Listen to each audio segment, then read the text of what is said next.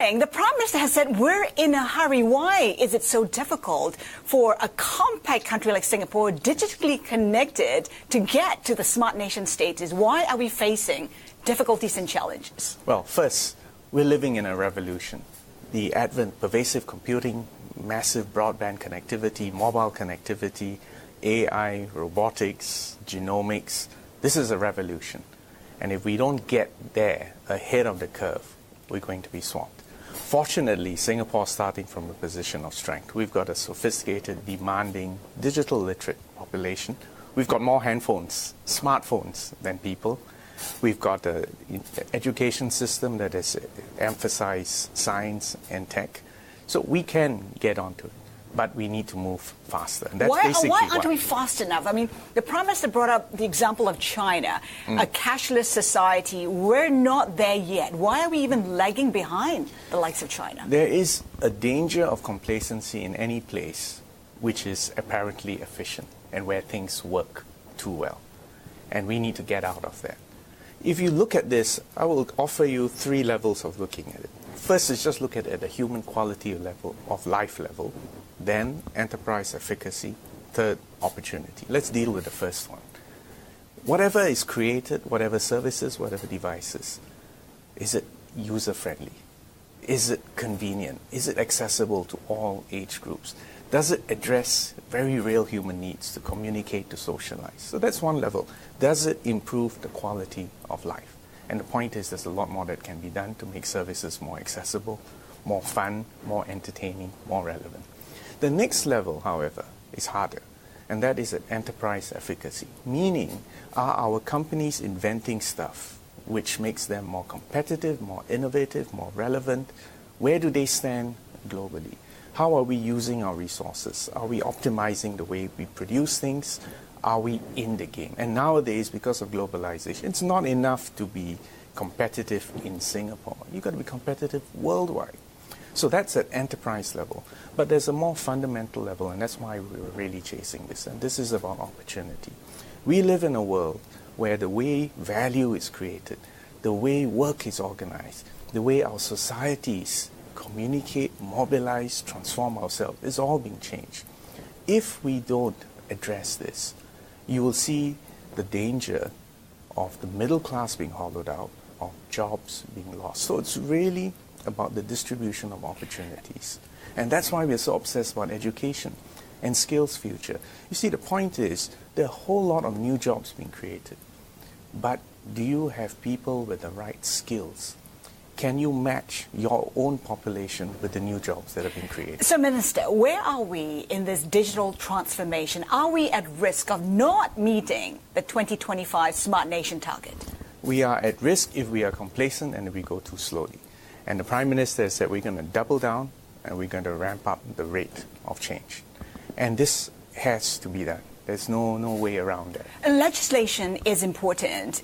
And there seems to be a lag, that legislation is lagging behind innovation. I know Singapore has somewhat addressed that. I mean, it brought down, in terms of rental housing to 3 months versus 6 months before, yet it's not addressing platforms like Airbnb, for instance. Is legislation lagging behind from your point of view? Well, actually, legislation's not the key thing. There are several things which governments can do. For instance, research and development is a primary role of government. In our case, we've set aside $19 billion for the next 5 years. The next thing, infrastructure. In our case, we've got fiber in every home, in every office. In fact, 2 fibers in every home. We've got the world's fastest broadband. We're working on mobile connectivity.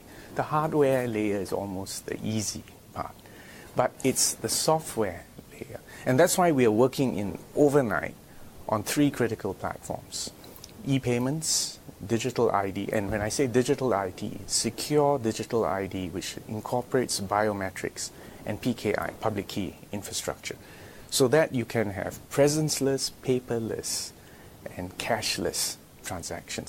You've had conversations with your counterpart in the U.S. Is Yes. there a shift in U.S. commitment towards Asia? Do you get a sense of that? Well, I think the U.S. is undergoing a period of anxiety. In fact, the first sign of a society that is probably not keeping up with the digital revolution is when middle-class wages are squeezed and middle-class jobs are being eroded. This is a clear warning sign. The problem, however, is in the reaction. And I want to make this point. Don't blame trade. The real game in town is the digital revolution and the fact that new jobs are being created and you need new skills and you need to train people for that. So the worst thing that would happen now is a trade war. I'll give you another recipe which is a dead end, which is don't onshore obsolete jobs. You need to be looking where the new jobs are being created, where the new ways of creating value and distributing opportunities and preparing your people for that. In Singapore, we're focused on education, skills future, putting money in people's accounts so they can go for relevant causes, upgrade skills, enhance productivity. It's hard work, it's not glamorous work, it's not a quick fix, but that's where the real solution is. So I'm most worried about a trade war. Geopolitics have taken over the headlines, and looking at the South China Sea, for instance, we've seen how Vietnam's pulling back intensive drilling, and presumably because of the pressure from China. Also, the Philippines is pretty much agreed to join drilling with China as well. Is there a sense that countries are pulling back from challenging China? Well, I would take a step back.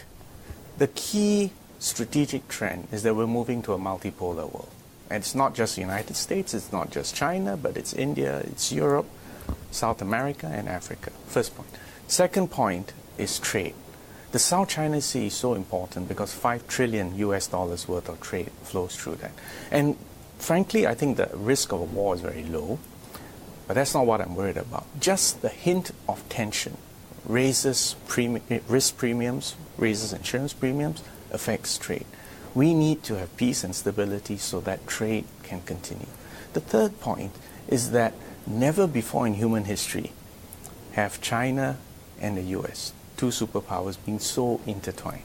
China is the US largest trading partner. China also happens to hold is the largest single holder of US Treasury bonds. Never before in history have two powers been so intertwined. This is completely different from the Iron Curtain and the very limited interaction between the USSR and America 50 years ago. So we're in a different world. We need cool heads to prevail. We need to stop blaming trade. We need to stop trying to onshore obsolete jobs. We need to work together. We need to create a zone of interdependence, mutual investment, and then reap the fruits of this technological and digital revolution.